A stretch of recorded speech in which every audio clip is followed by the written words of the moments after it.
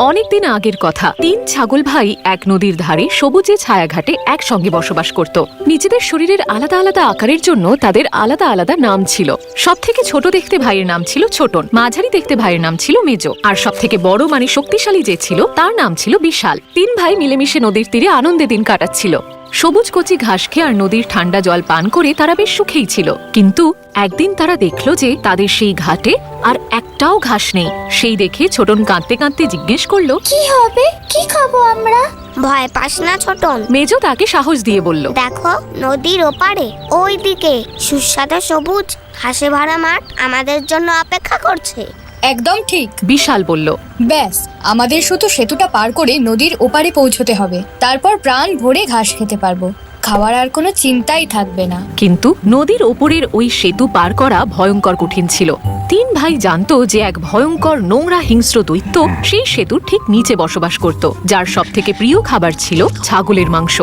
সব থেকে আগে ওই সেতু কে পার করবে? বিশাল জিজ্ঞেস করলো। ছোটন সবাইকে জানালো যে আমি সবার আগে সেতু পার করব। ছোটন একটা লম্বা শ্বাস নিল আর এই পার থেকে ওই পারে সেতুর দিকে দৌড়তে শুরু করলো। সেতুর কাছে পৌঁছে খুঁড়ে ক্লিপিটি ক্লপ শব্দ করে সে সেতুর ওপরে উঠে পড়লো। এটা কোন দুষ্টু প্রাণী যে আমার সেতুর ওপর দিয়ে ক্লিপিটি ক্লপ শব্দ করে যাচ্ছে? দৈত্য চিৎকার করে বলল, আমি হলাম ছোটন। সব থেকে ছোট ছাগল তার সাহসী গলায় বলল, সেতুর ওই পাশে সবুজ আর কচি ঘাস খাওয়ার জন্য যাচ্ছি। না, কোনোভাবেই না। দুষ্টু দৈত্য সেতুর ওপর উঠতে উঠতে বলল, তুমি ওখানে পৌঁছানোর আগেই আমি তোমায় খেয়ে ফেলবো। দৈত্যর গায়ের রং ছিল সবুজ আর ওর নাকটা ছিল লম্বা আর ব্যাঁকা। ওর মুখের ওপর বড় বড় আঁচিল ছিল আর মুখের মধ্যে ধারালো হলুদ দাঁত দেখা যাচ্ছিল। এইরকম দুর্গন্ধযুক্ত দৈত্যকে দেখে ছোটন ভয় পেয়ে গেল, কিন্তু সাহস আর বুদ্ধি সম্বল করে সে বলল, আমার মনে হয় না আমাকে খাওয়া বুদ্ধিমানের কাজ হবে। আকারে আমি খুব ছোট, তাতে আপনার পেটও ভরবে না। যদি আপনি আরো কিছুক্ষণ অপেক্ষা করেন, আমার বড় দাদা মেজো এই সেতু দিয়ে যাবে। ও আকারে আমার থেকে অনেকটা বড়।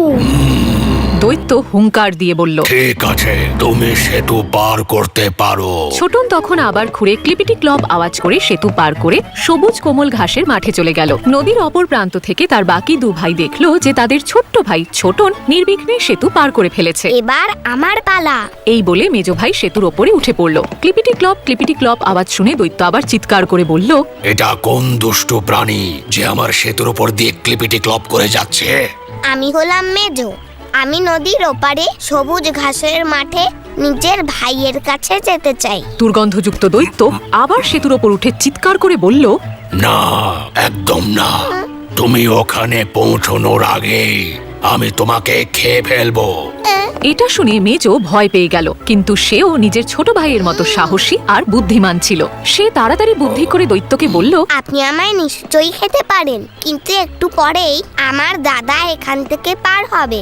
ওকে খেলে আপনি তৃপ্তি পাবেন, কারণ ও খুবই হৃষ্টপুষ্ট আর আপনার পেটও ভরবে। লোভী দৈত্য হুঙ্কার দিয়ে বলল, ঠিক আছে, তুমি সেতু পার করতে পারো।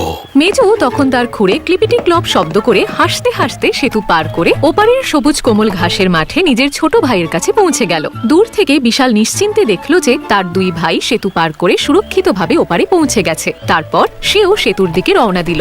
নিজের খুঁড়ে ক্লিপিটি ক্লপ শব্দ করে সেতুর ওপর উঠে পড়ল। এটা কোন দুষ্টু প্রাণী যে আমার সেতুর ওপর দিয়ে ক্লিপিটি ক্লপ করে যাচ্ছে?